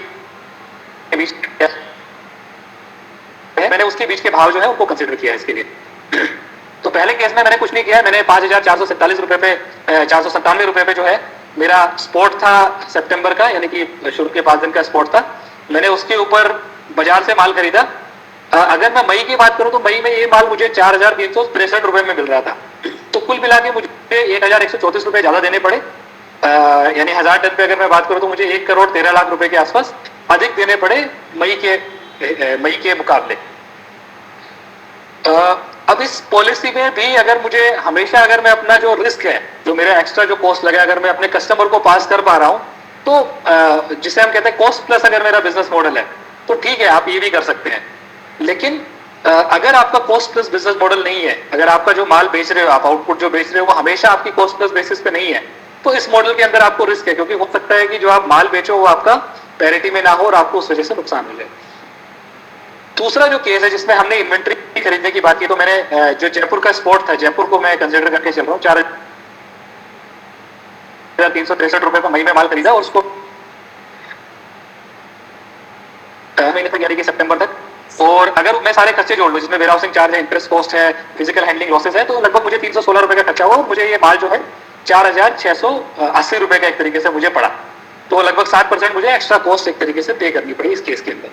तो केस 2 जो है उसमें मैंने अपना प्राइस तो फिक्स कर लिया माल खरीद के, लेकिन मेरा जो वर्किंग कैपिटल है या जो मेरी जो इन्वेंट्री है एक तरीके से जो कैपिटल है वो मेरा ब्लॉक हो गया, क्योंकि मुझे पूरा पैसा देके माल खरीदना पड़ा, और अगर भाव आगे जाके गिर जाते हैं तो वो मुझे एक तरीके का उसमें नुकसान है, मुझे नुकसान हो सकता है। बट अगेन ये सेम नुकसान मुझे तीसरे केस में भी हो सकता है, तो उसमें भी हम ये देखेंगे। बट सबसे बड़ा जो मुझे यहाँ पे इम्पैक्ट आ रहा है वो वर्किंग कैपिटल का आ रहा है, मेरी पूरी वर्किंग कैपिटल ब्लॉक हो रही है यहाँ पे, और 100% पैसा मुझे लगाना पड़ रहा है, फिर मुझे वेयर हाउसिंग का इंतजाम करना पड़ रहा है, उसमें मेरी कॉस्टिंग लग रही है। तो इसमें अगर मैं देखूं तो मेरा जो टोटल अगर मेरा इन्वेस्टमेंट में देखूं तो 4 करोड़ 36 लाख रुपए का इन्वेस्टमेंट हुआ और लगभग 36 लाख रुपए मुझे 32 लाख रुपए मुझे और कॉस्ट ऑफ कैरी के रूप में पे करनी पड़ी। तो टोटल मुझे 4 करोड़ 68 लाख रुपए में मेरा ये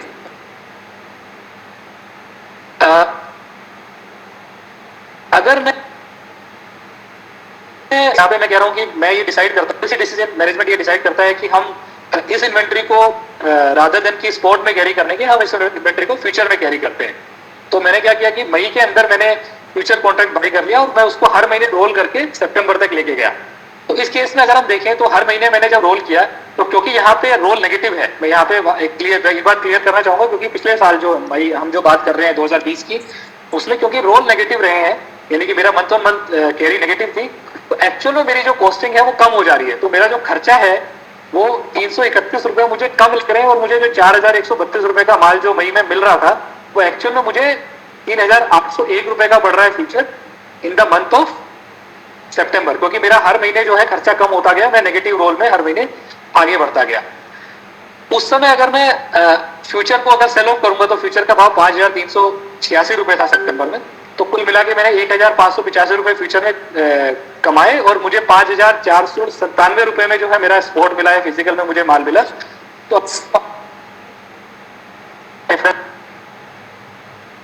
हो गया, यानी कि मुझे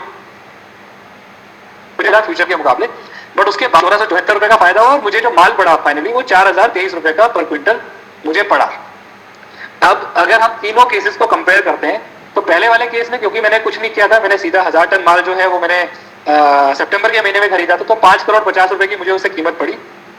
ऑप्शन बी में जहां मैं इन्वेंट्री को कैरी कर रहा था तो मुझे 4000 अगर मैं देखूं तो मुझे 4697 रुपए में वो कॉस्टिंग पड़ी, यानी कि 4 करोड़ 68 लाख में मुझे टोटल परचेज प्राइस पड़ा सितंबर में।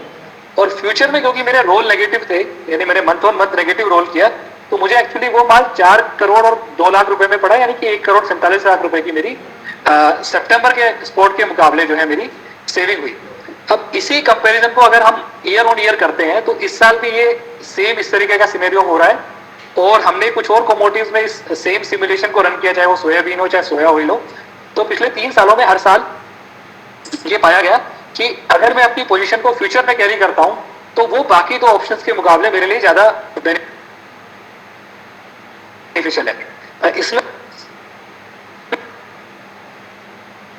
बहुत सारे साल ऐसा होगा कि कैरी पॉजिटिव होगा, तो हो सकता है मुझे फ्यूचर में कंपेरेटिवली थोड़ा कम मुनाफा हो स्पॉट कैरी करने के उसके बराबर हो। लेकिन फिर भी अगर मैं हर साल हेज करता हूं तो अल्टीमेटली जो मुझे समझ में आ रहा है वो ये है कि मेरी पोजीशन ज्यादा सिक्योर है, मेरा प्राइस हेज्ड है और यही मेरा पर्पस था बिजनेस करने का। क्योंकि अगर हम बिजनेस की बात करें तो और अगर हम कंक्लूजन की बात करें तो as a organization, as a company, मेरा जो मोटिव है वो ये है कि मेरे बिजनेस से मुझे प्रॉफिट आए, मैं अपने स्टेक होल्डर को, शेयर होल्डर्स को प्रॉफिट पास ऑन कर सकूं और सोसाइटी को कंट्रीब्यूट कर सकूं।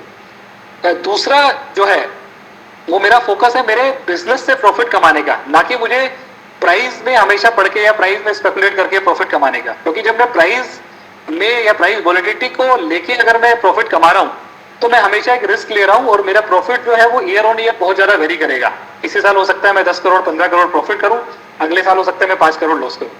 तो वो जो फ्लक्चुएशन है वो बहुत हाई रहेगा और मेरा जो टाइम है वो इस बात में गुजरेगा कि मुझे किस समय माल खरीदना है। जबकि जब मैं हेज कर रहा हूं तो मुझे उसमें ज्यादा दिमाग लगाने की जरूरत नहीं है, मुझे ये पता है जब मेरी जरूरत होगी तब मुझे माल खरीदना तो बाकी मुझे हेज करके चलना है। तो बेसिकली ट्रेड करने को करना अलाउ करता है। मेरी जो एनर्जी है as a owner of a business, मैं उसको अपना जो कोर बिजनेस है उसको ग्रो करने पे लगा सकता हूँ रादर देन की डेली की सेल परचेज में उसको ज्यादा इन्वॉल्व होने के। इसके अलावा रेगुलेटर की तरफ से भी काफी बार ये एम्फेसाइज किया गया है कि हेजिंग करना बहुत जरूरी है, या उसको एम्फेसाइज किया गया है। तो जितनी भी लिस्टेड कंपनी है उनसे सेबी ये कहती है कि उनकी जो कॉर्पोरेट गवर्नेंस रिपोर्ट है उसमें ये सम्मिलित करें कि वो कितना अपना जो एक्सपोजर है उसको हेज कर रही है, उसके विषय में वो जानकारी दे। इसी प्रकार से आरबीआई जो है उसने भी एडवाइजरी जारी की है कि जो भी कंपनीज कमोडिटीज में काम कर रही है वो अपने कमोडिटी प्राइस रिस्क को कैसे मैनेज कर रही है या कमोडिटी प्राइस रिस्क को मैनेज करें, इसकी तरफ ध्यान दें, उसके बारे में आरबीआई ने एडवाइजरी जारी की है। बट आज की डेट में भी अगर हम बात करें तो कमोडिटी प्राइस रिस्क को मैनेज करने के लिए कोई भी डायरेक्टिव नहीं है। जैसा कि अगर हम देखते हैं कि इंश्योरेंस को लेके है या मैं मोटर इंश्योरेंस की बात करूं तो डायरेक्टिव है कि जैसे ही आप गाड़ी निकालोगे आपको इंश्योरेंस कराना कंपलसरी है, तो उस तरीके का कंपल्शन नहीं है, बट डायरेक्टिव्स जरूर सेबी की तरफ से, आरबीआई की तरफ से के चलते हैं। जो नीरज जी ने भी बताया और सूरज जी ने भी जो बताया, ध्यान अपने बिजनेस के ऊपर दे पाऊंगा। अगर मेरी हेजिंग, इससे भी ज्यादा इंपॉर्टेंट ये है कि अगर मेरी हेजिंग पॉलिसी ड्रिवन है तो उससे अच्छी बात कुछ नहीं हो सकती, बिकॉज वो जो थिन लाइन है हेजिंग और स्पेकुलेशन के बीच की, मैं उसको कभी क्रॉस नहीं करूंगा। क्योंकि जब भी मेरे मन में आएगा कि शायद अभी मार्केट मुझे ऐसा लग रहा है, मुझे ऐसा करना चाहिए, तो वो जो मेरी जो पॉलिसी है वो मुझे वैसा करने से रोक देगी। तो हमेशा मैं अपनी पोजीशन को हेज रखूंगा और स्पेकुलेशन की तरफ नहीं जाऊंगा, और आई थिंक मैं अपनी profitability in long term maintain कर पाऊंगा। तो that's all from my side Suresh ji, बहुत शुक्रिया अरुण जी, काफी डिटेल आपने ये प्रेजेंटेशन दिखाई और काफी डिटेल में आपने एग्जांपल्स भी दिए हैं, और जितने भी पार्टिसिपेंट्स हैं उनको समझ में भी आया होगा कि हेजिंग का जो टूल है वो किस लिए इम्पोर्टेंट है और वहां पे मार्जिन्स कैसे इंक्रीज किए जा सकते हैं और आप अपनी कॉस्ट को कैसे रिड्यूस कर सकते हो। क्योंकि बहुत सारे क्वेश्चन मैंने यहाँ पर देखे और फ्यूचर को लेकर के बहुत के क्वेश्चन यहाँ पर आ रहे हैं, और हालांकि मैक्सिमम लोग ये जानना चाहते हैं भी ये बातें तो सारी ठीक है, लेकिन हमें आप ये बताओ कि फ्यूचर क्या लगता है, तेजी आएगी या मंदी आएगी? लबोलुबाब सभी का जा करके, चाहे वो हेजिंग टूल को यूज करता है या नहीं करता, जो यूं कह दो कि भाई मक्खी गुड़ के ऊपर जाए बिना रह नहीं सकती, तो हर बिजनेसमैन का जो गुड़ है वो मुनाफा है, और मुनाफा कैसे आएगा ये जानना चाहते हैं। तो सबसे पहले हम चलते हैं ज्योति जी के पास। ज्योति जी, इस समय का जो सिनेरियो आपको दिखाई देता है और जो इस समय पर आपको बाजार की टेंडेंसी दिखाई देती है, उसको देखते हुए, वेदर को फोरकास्ट को देखते हुए आपको क्या लगता है, जिस तरह से एडिबल ऑयल पैक के अंदर में जो बूम आया है, वो बूम आपको क्या कहता है? क्या ये तेजी बरकरार रहेगी? और हाजिर बाजार, फिजिकल मंडीज इस समय पर क्या कहते हैं? हालांकि अभी जो हम स्टार्टिंग के अंदर में जो डिस्कशंस देख रहे थे उसके अंदर में ये था कि वाकई में माल की बहुत शॉर्टेज है, माल की वाकई में शॉर्टेज है, या फिर इस बढ़ती हुई तेजी के अंदर में कहीं ना कहीं ट्रेडर को ये अपॉर्चुनिटी दिखाई दी है कि अब माल को स्टॉप कर लिया जाए? ज्योति जी। मनचंदा जी, बहुत ही आपने जो एट प्रेजेंट का हॉट इशू है कि मार्केट की जो सिनेरियो चल रहा है, स्पेशली ऑयल सीड और ऑयल पे ट्रेड और इंडस्ट्री जो चल रही है वो ऑल टाइम हाई पे चल रही है। इस समय में कभी ऐसा इतना बाजार वोलेटाइल और इतना हाई हमने कभी बहुत कम समय में देखा है। बट अगर हम डिमांड एंड सप्लाई की तरफ जाएं तो निश्चित तौर से जो बाजार आज मार्केट में है, फिजिकल में है, मंडियों में है, इंडस्ट्री में है, ऑयल की डिमांड है, ऑयल केक की डिमांड है, सीड की डिमांड है, वो बिल्कुल बराबर बनी हुई है। और आप देखेंगे कि पूरा ग्लोबल में वेदर को लेकर एक टेंशन है, कहीं वेदर बहुत ज्यादा हॉट है, कहीं बारिश की जरूरत है तो बारिश नहीं हो रही। आज डिमांड उसी वजह से बढ़ी हुई है। स्पेशली अब मस्टर्ड ऑयल की बात करें तो मस्टर्ड ऑयल में कोरोना की वजह से डिमांड में एक बूम आया है। मिनिमम मैं समझता हूँ पिछले साल से 10 से 15% नए कंज्यूमर कोरोना की वजह से मस्टर्ड ऑयल में इंक्रीज किए हैं परचेज कर। और हमारा साइज है क्रॉप का, वो पिछले सालों का लगभग उसी सिनेरियो में कभी 5% प्लस, कभी 5% माइनस हमारा सिनेरियो चल रहा है। पिछले साल की, हम इस साल की बात करें तो 85 लाख टन की क्रॉप हम सरसों में मानते हैं, 100 लाख टन की क्रॉप हम सोया में मानते हैं, और हमें मालूम है कि देश की 1/3 कंजप्शन का ही हम अपने यहाँ उत्पादन कर पा रहे हैं, 2/3 हमको विदेशों से लेना पड़ता है। तो पूरा का पूरा इंडिया का ऑयल सीड और ऑयल मार्केट विदेशों पे निर्भर है कि वहां क्या चल रहा है, वहां की डिमांड एंड सप्लाई कैसे है, वहां का प्रोडक्शन लेवल क्या है। तो आज सारे सिनेरियो में देखें तो जो डिमांड और सप्लाई के हिसाब से मार्केट बिल्कुल अपने सही रास्ते पर चल रही है, और मुझे लग रहा है कि फ्यूचर ऑयल सीड और ऑयल ट्रेड का बहुत ब्राइट है। आने वाले त्योहार के सीजन में इसमें और अच्छा चांस तेजी की तरफ देखने को मिल सकता है। धन्यवाद।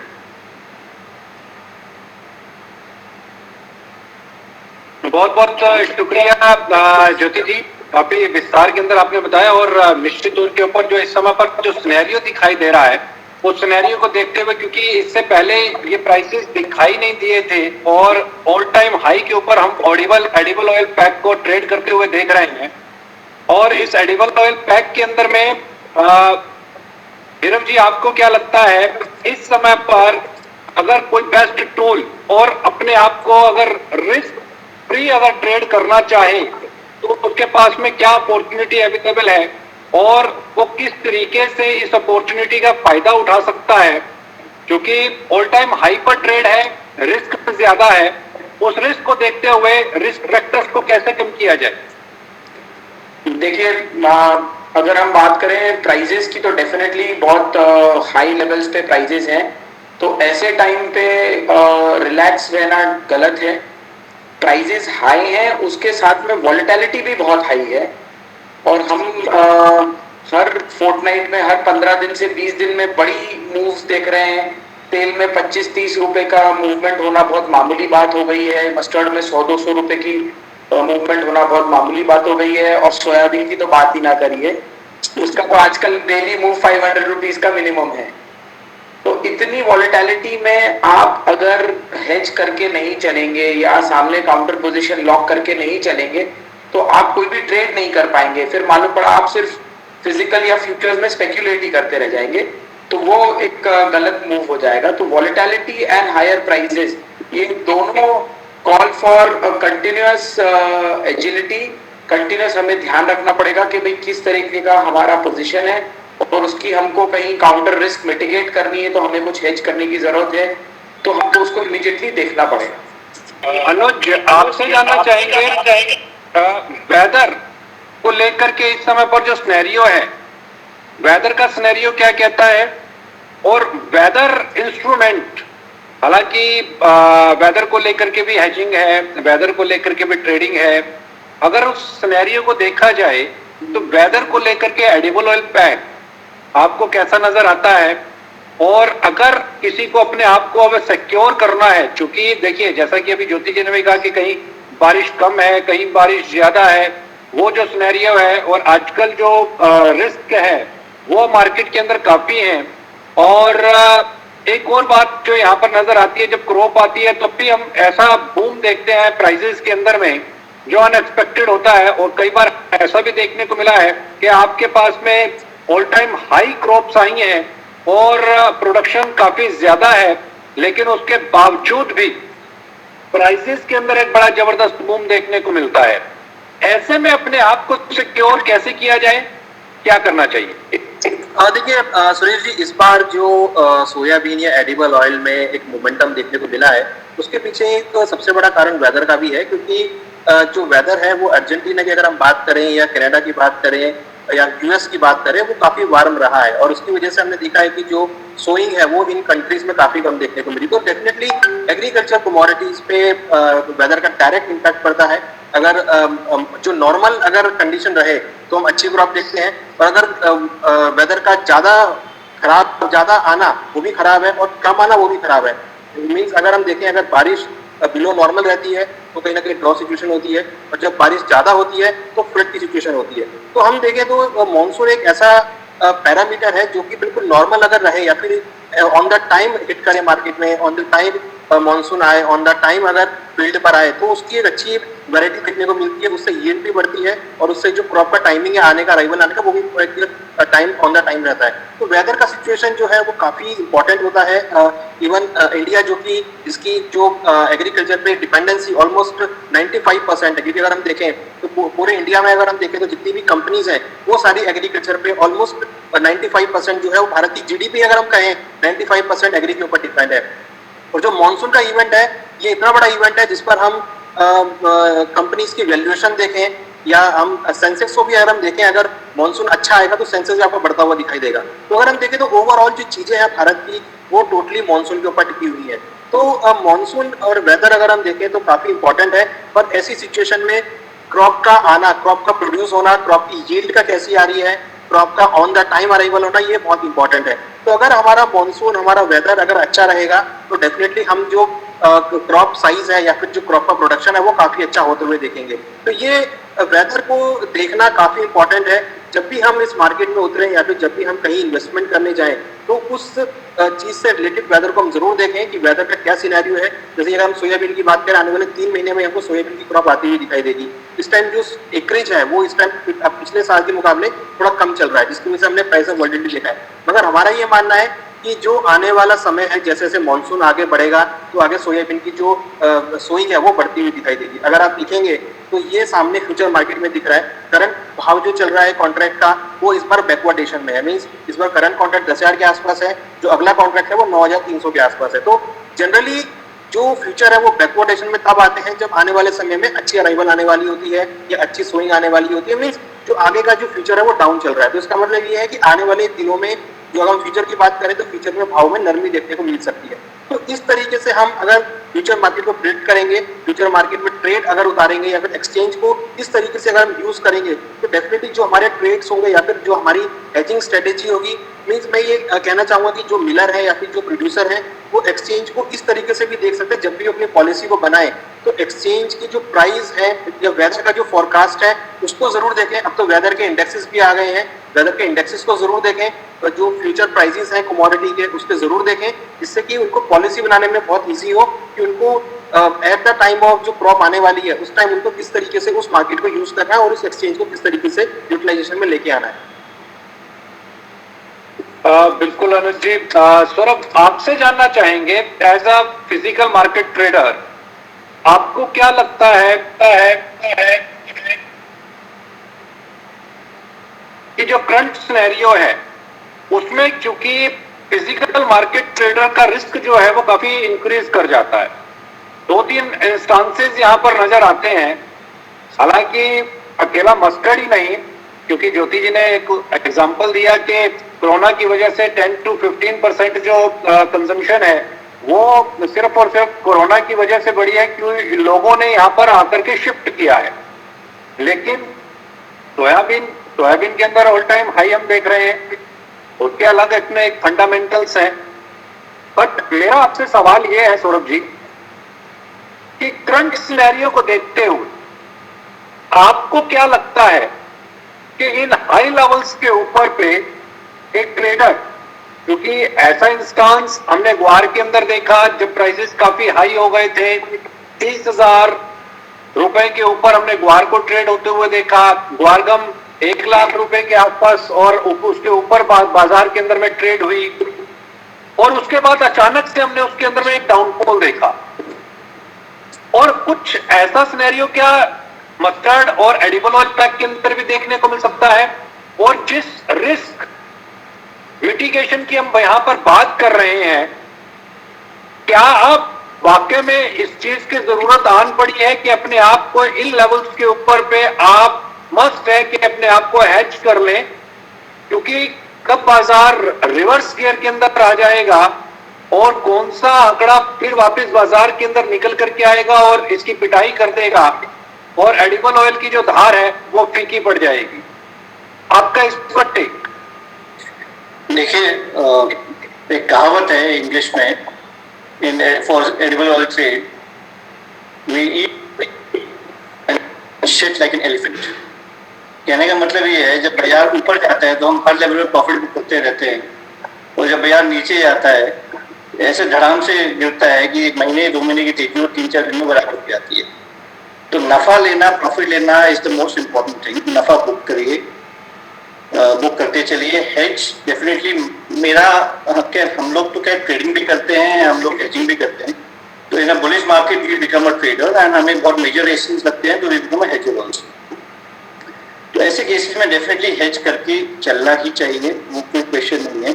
एंड क्या है, एक जैसे भी कहते हैं ना कि हम सीढ़ी से चढ़ते हैं और लिफ्ट से गिरते हैं, तो डेफिनेटली हर लेवल पे हेज कर भी सकते हैं। डिपेंड्स अपॉन, जैसे अरुण जी ने बोला आपकी पॉलिसी क्या है, इट डिपेंड्स अपॉन कि आप मार्केट को कैसे देख रहे हैं, आप मार्केट को कैसे समझ रहे हैं। लेकिन नफा लेना सबसे इम्पोर्टेंट बात है। देखिए 20 रुपए किलो मोस्टली मार्केट ऑलमोस्ट बढ़ चुका है। पाम की बात करें, सोया की बात करें तो ऑलरेडी बढ़ चुका है। वॉलेटिलिटी 3 से 4 रुपए किलो की ऑलमोस्ट डेली हो गई है। सीड में भी 100-200 रुपए की, सोयाबीन में तो मैं बोल ही रहा था जो साल भर की तेजी 500 रुपए की नहीं आती थी वो एक दिन 500 रुपए की तेजी और मंदी आने लग गई है। तो तो प्रॉफिट बुक करना बहुत ज्यादा इम्पोर्टेंट है। एंड क्या है, मतलब you need to keep booking profits and hedging definitely करना चाहिए। And the most important thing at the end of the night, at the end of the day is your bottom line. अगर bottom line आपका सही नहीं है तो कुछ भी, मार्केट ऑलरेडी 20 रुपए किलो बढ़ चुका है। आई थिंक इसमें बढ़ने की गुंजाइश कितनी है मुझे नहीं लगता, बहुत मेजर गुंजाइश है। तो आपके पास जो आप अपने एक्सपोजर देखिए, आपके पास क्या लेवल का माल हाथ में, definitely everyone is in the money. किसी के हाथ में मोटा प्रॉफिट हाथ में है, प्रॉफिट कब सरक जाता है उनको पता नहीं चलता, तो प्रॉफिट डेफिनेटली बुक करिए। फिजिकल में माल नहीं बिकता तो उसको इंस्टेंट में जरूर हेज करिए। This is my recommendation. And market overall मुझे मस्टर्ड में ठीक लगता है। मस्टर्ड आपने बोला कि what is the most promising market right now. I think most promising market right now in the entire oil seeds and oil sector is mustard seed, because इसका off season जा रहा है। अपने सोयाबीन में देख ही लिया है कि सोयाबीन में 10,000 भी का आंकड़ा भी हो गया है almost. Mustard looks like the most promising thing in the overall oil seeds market. Oil definitely soya oil and CPO काफी बढ़ चुका है। आई थिंक कभी भी प्रॉफिट बुकिंग अच्छी आ सकती है। मुझे पर्सनली ऐसा लगता है कि 15 अगस्त तक इंडिया में डिमांड अच्छी रहेगी फेस्टिवल सीजन की। उसमें भी मोस्टली लोग 80% तक माल शायद खरीद चुके हैं, 80 to 85% लोग माल खरीद चुके हैं। तो एनी टाइम आफ्टर 10th और 15th अगस्त एक अच्छी प्रॉफिट बुकिंग भी इसमें आ सकती है।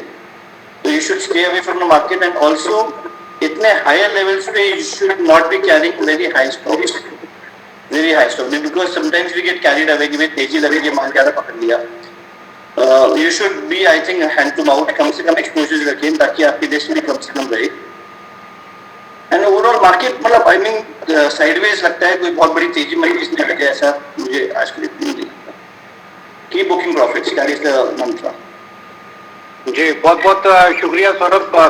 हालांकि कम शब्दों के अंदर आपने काफी इंडिकेट किया है ट्रेडर्स को, लेकिन जो इस समय पर हम मार्केट को देख रहे हैं, अरुण जी आपका इसके ऊपर पे एक लास्ट में और रिएक्शन चाहूंगा।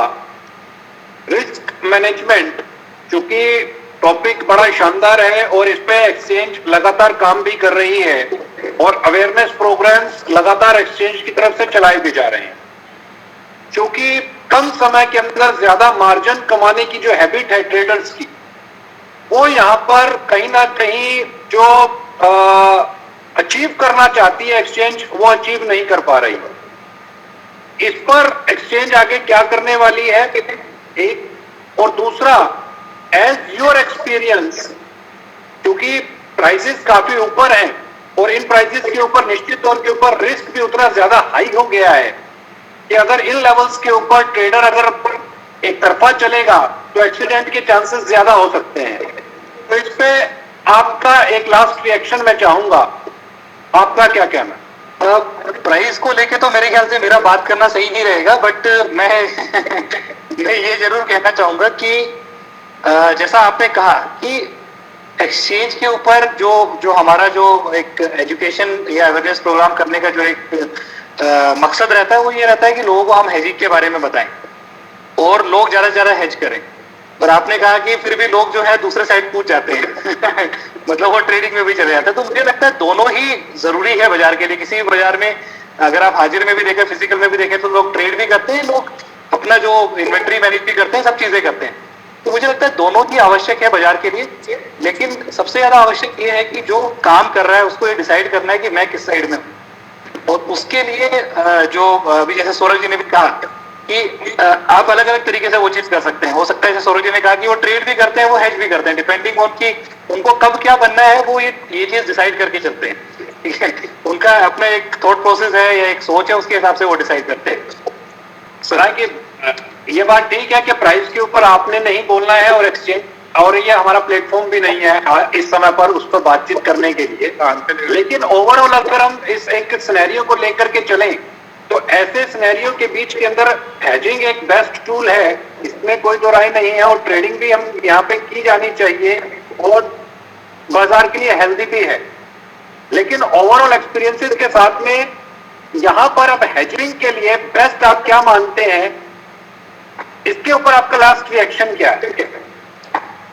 मुझे लगता है हेजिंग जब हमें करनी होती है, जो मैंने शुरू से जो मैं एक बात कह रहा हूँ, hedging is a policy driven decision, ठीक है।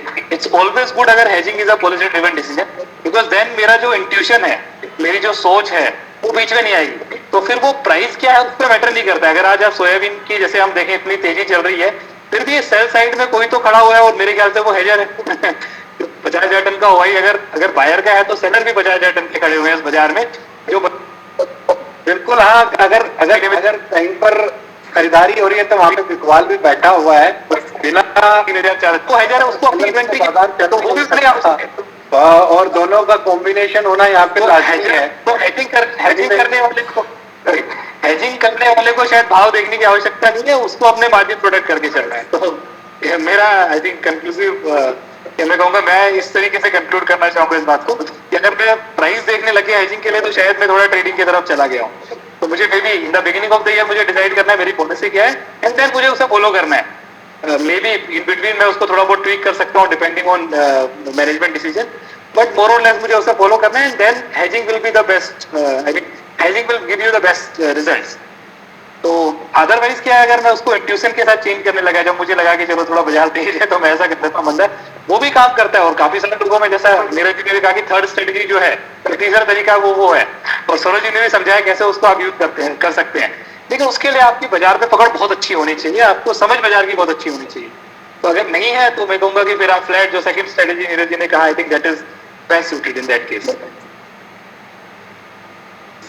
बिल्कुल, जो नीरव जी ने बताया कि सेकंड जो केस है उसको अगर फॉलो किया जाए तो यहाँ पे एक अच्छा बेस्ट बेनिफिट यहाँ पे मिल सकता है। क्योंकि समय समाप्ति की तरफ है, मैं सभी पैनलिस्ट का इस पूरे वेबिनार के अंदर शामिल होने के लिए शुक्रिया अदा करता हूँ, तहे दिल से शुक्रिया अदा करता हूँ। और मुझे उम्मीद है कि इस तरीके के वेबिनार हम करते रहेंगे, और बहुत सारे ऐसे इश्यूज हैं जो ट्रेडर्स को बिल्कुल जानना चाहिए, और ट्रेडर्स अगर उनको ध्यान में रख करके अगर बाजार के अंदर में ट्रेड करेगा तो उनको एक बेनिफिट मिलेगा।